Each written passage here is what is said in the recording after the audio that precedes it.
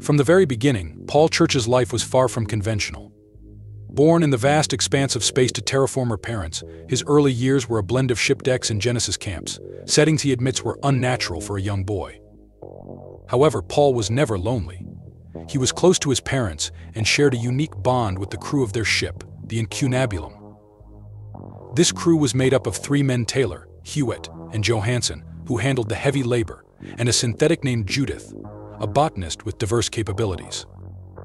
Paul's fascination with science was evident from a young age. Even as a teenager, he managed to secure a small grant to conduct immunization research using rabbits. Paul was content with his extraordinary life, finding solace and purpose in his scientific endeavors. His upbringing in space, surrounded by scientists and a synthetic, fostered a deep love for discovery and innovation. Little did he know this passion would one day become his lifeline. But everything changed when Paul turned 20. That year, an event unfolded that would lead him to a terrifying encounter with the Xenomorphs, the creatures that would haunt his life. Paul recounts Quentin and Louise Clark, both scientists, and their daughter Rebecca joined us on our journey to RLW-1289. We had one stop before our destination: to retrieve a time box from a moon my parents had terraformed 15 years earlier. It was a routine data-gathering mission. We had no reason to expect trouble. The first surprise came with the discovery of another ship near the Genesis station.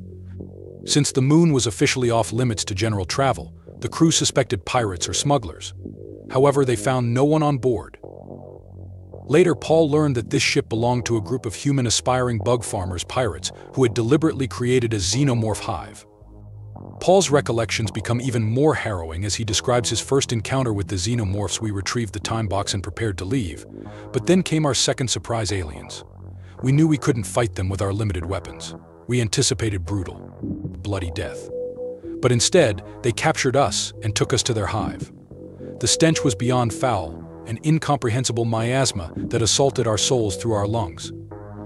Imagine the terror of being dragged into the dark depths of an alien hive, the air thick with a stench that makes you gag, your mind reeling from the sheer horror of it all. Once inside, the Xenomorphs displayed behavior they had never heard of. They sniffed, licked, and probed their captives. Then, the nightmare escalated. 2 of the aliens fought over Rebecca, tearing her apart. Judith, the synthetic, tried to defend her but was destroyed. Taylor managed to kill 2 aliens with a grenade before being taken down himself. Paul was taken deeper into the hive, where he saw the mutilated bodies of the other ship's crew. He was attached to the wall with web-like mucus, left to contemplate his fate for nearly 2 days. The sounds of human screams and sobs filled the air. When the Xenomorphs returned, Paul prayed for death, but instead, they began to feed him. Then came a hideous scream, louder and closer. Quentin Clark was dragged into a pool of green and gray slime swarming with tadpole-like creatures, glued to the wall, screaming until his vocal cords shredded. The more time Paul spent captive, the more he realized the hive was dying and the Xenomorphs were becoming desperate. Paul made a chilling observation: the slime in the hive was similar to the pathogen seen in Prometheus and Alien Covenant. It mutated human sperm cells, and with no queen and dying eggs, the Xenomorphs had to take extreme measures for survival. This observation opens up intriguing questions. Could the slime be a diluted version of the pathogen? The pathogen, as seen in Prometheus, led to rapid mutations, transforming and creating horrific hybrids. We saw how Holloway's infection led to Dr. Shaw's impregnation with the trilobite creature. The slime in the Xenomorph Hive seemed to serve a similar function, suggesting a possible link between these substances.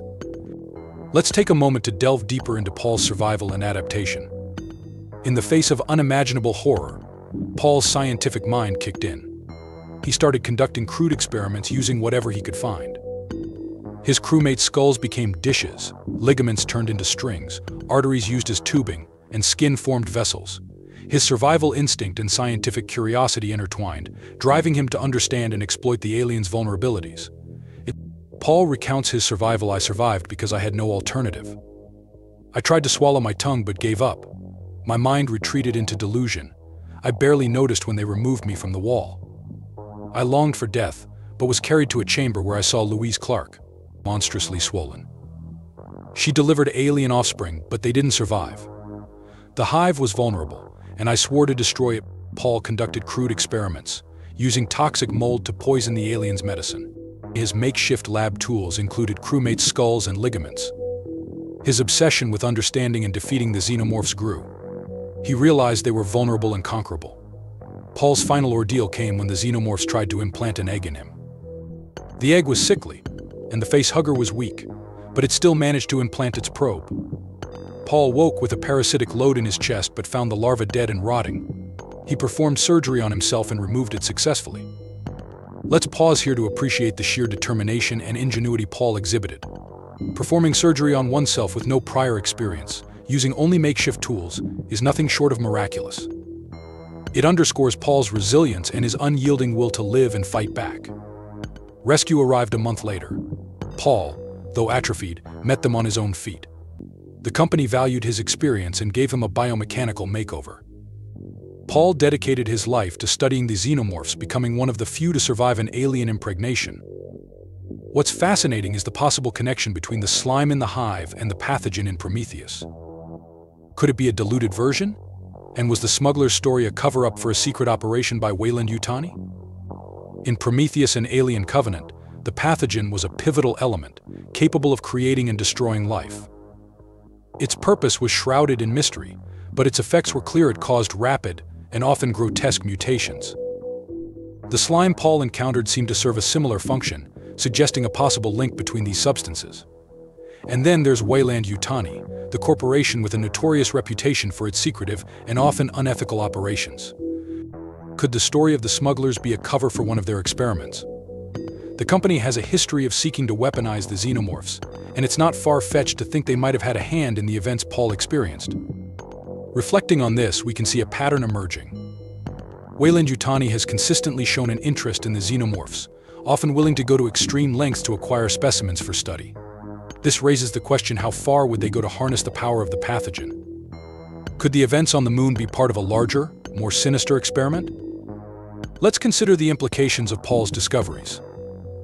The toxic mold he used to poison the Xenomorphs' medicine reveals a vulnerability previously thought impossible. If common mold could bring these seemingly indestructible creatures to their knees, what other weaknesses could be exploited? This knowledge could revolutionize our understanding of the Xenomorphs and potentially offer new ways to combat them. Paul's story is not just one of survival, but of resilience, ingenuity, and the relentless pursuit of knowledge.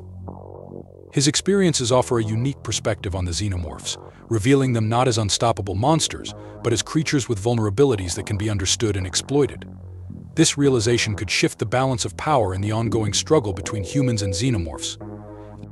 As we delve deeper into Paul's experiences, we also uncover the broader implications of his discoveries.